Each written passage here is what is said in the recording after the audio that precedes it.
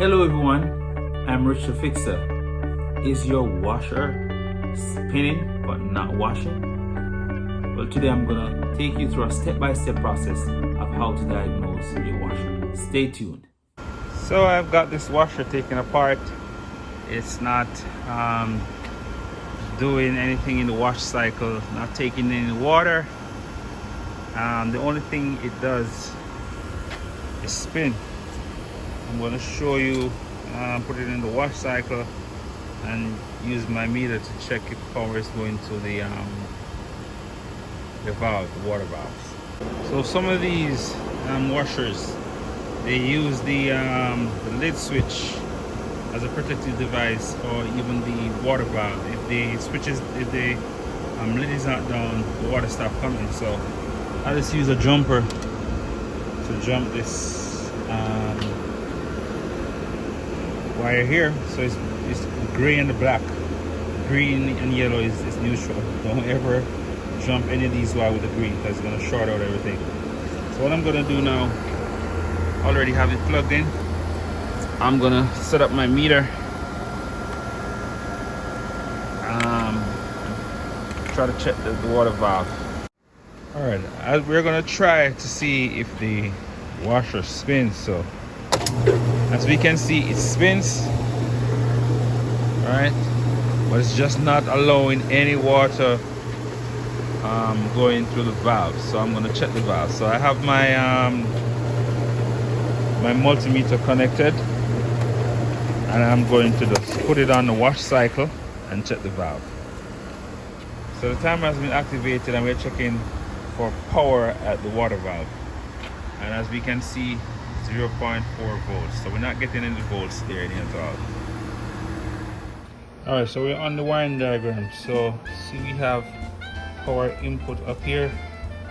The neutral comes around here. What we want to look for is the water valve. So the water valve is right here. The water valve is connected to this relay outlet, and I think this is what is causing the problem, because power comes in, so the neutral is here and the live is here.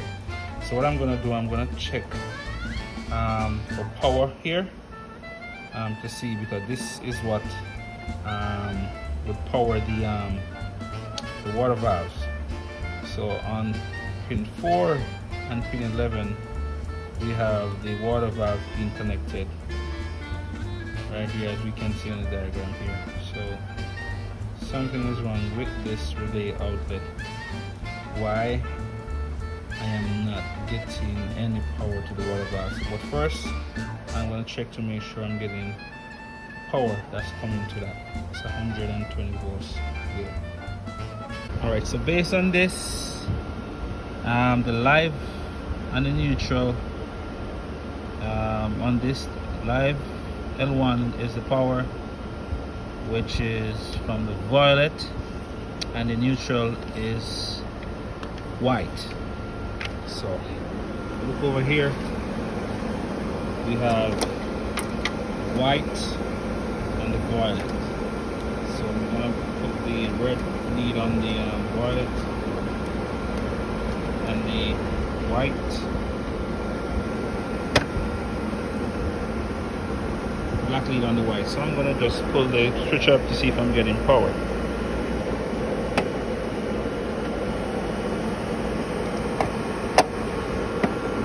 Alright, so once I pull up the switch, I'm getting power here. So this is the problem, but this is where the water valve is connected to. So I'm going to pull it out to see what's happening with it. So I have it off. So this is what it is. It's the water level and temperature controller. So I'm going to open it to see exactly what is damaged inside of it. So all this is a small circuit board with ICs, transistor diodes, a relay, capacitor, and yeah, potential meter, all of those. I'm gonna see if I can repair this. I'm just gonna do a few checks on it.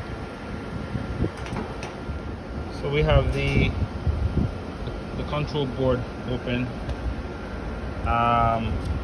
1, 2, 3, the third and fourth pin, they're the power that goes to the water valve. When I turn the board over, I realized that these are controlled by 2 transistors here, and these are MOSFETs, and this is triggered by this small IC. So this repair is going to get an entire board here. I'm going to show you exactly that I can actually send power to allow water to go in there when I connect this back together. All right, so tracing these wires, so we see we have yellow with red, and the common is blue and black. And how I know that? Because it's spliced between both. So we have yellow and red for the cold, and tangerine and red for the hot. Now we're going to come back over here to the control right here.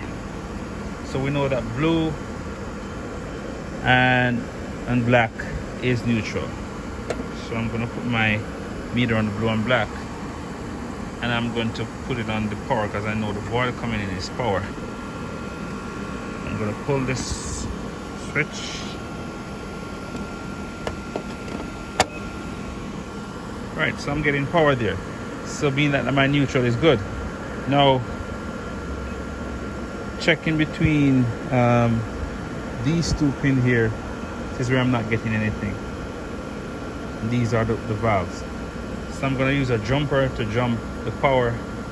So I have one of the jumper on the purple, and I'm going to connect it to the cold, which is yellow and red, to see if we get water. And this is for the cold water valve. All right, so there's water actually going into the tub right now. So we know that the problem is this controller here. This is the first one I've seen that does this. So we have to change this controller here for it to work. There's the water level and the temperature and everything in one. That's why. So I'm gonna have to order one of this, put it in, and then bam, this will be all done and repaired. All right, so the washer has been nicely put back together. I've replaced the switch here. It's a pressure switch and a temperature control all in one. So I'm actually putting it through a cycle, and as you can see, as soon as I lift the lid up, the water stopped coming. So this one is connected directly through the switch, the lid switch. You know, some of them they're not connected that way, but this one in particular is connected that kind of way. So if you have a Whirlpool washer like this one, it'll show you the model number, and you're having that issue, no water, and it will spin, then your first bet is to check that control board, the water level switch right there. All right, okay, all right, that's all folks. All right, take care. Thanks again guys for watching another repair video. If you like the content of my videos, please like, share and subscribe. You can ask questions in the comments. I'll definitely respond. All right, take care.